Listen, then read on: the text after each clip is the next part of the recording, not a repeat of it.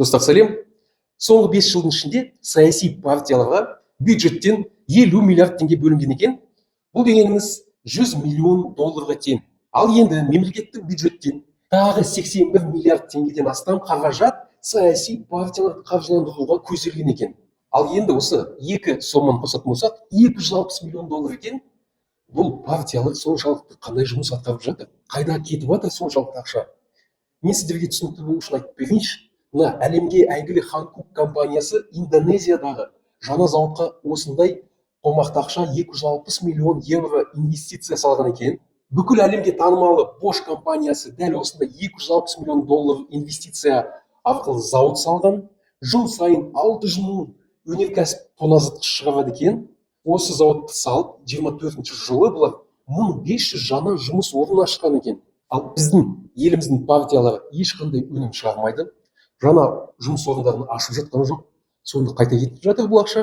Салық төлеушілер есебінен бюджеттен қолдау көрсетілетін осы партиялардың сайттарына кіріп шықтым. Атап кетейін: Аманат партиясы, Ауыл, Республика партиясы, Ақ жол, Қазақстан халық партиясы, Жалпыұлттық социал-демократиялық партиясы. Сайттарын мұқият қарасам, ешқандай да бір нәтижелі жұмыс жоқ. Әшейін бос сөз, бос әңгіме анау.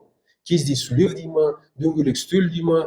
Енді Аманат партиясының сайтында қаржылық есеп беру бөлімшегі бар екен, бірақ сол жерде 2020 жылға дейін ғана есеп бар екен.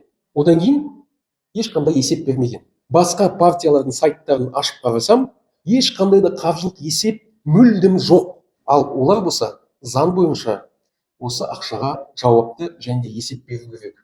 Бұның ешкім қадағалап жатқан жоқ. Осындай ақшаға 260 миллион долларға қаншама мектеп, аурухана, зауыт салып тастауға болатын еді, фабрика, немесе мына қазіргі кризис уақытында бизнес өкілдеріне көмек ретінде жасап, жақсы жобаларға инвестиция ретінде құю керек еді. Өйткені оның барлығы салық арқылы қайтатын еді. Сондықтан мен ұлттық аудит палатасына шағымданам, тексерсін. Екіншіден, саяси партияларды бюджеттен қаржыландыруды алып тастау керек. Бұл мәселені көтеру керек. Қай депутат көтере алады екен? Бәрі енді партияларды алсақ, депутат болып тағы отыр, керемет айлық алып. Осыншама миллиардтаған ақша түсіп жатыр. Не істеп жатсыздар?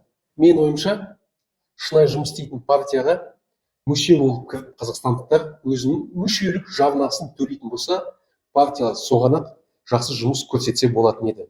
Бюджетке қолдарын сұққызбау керек.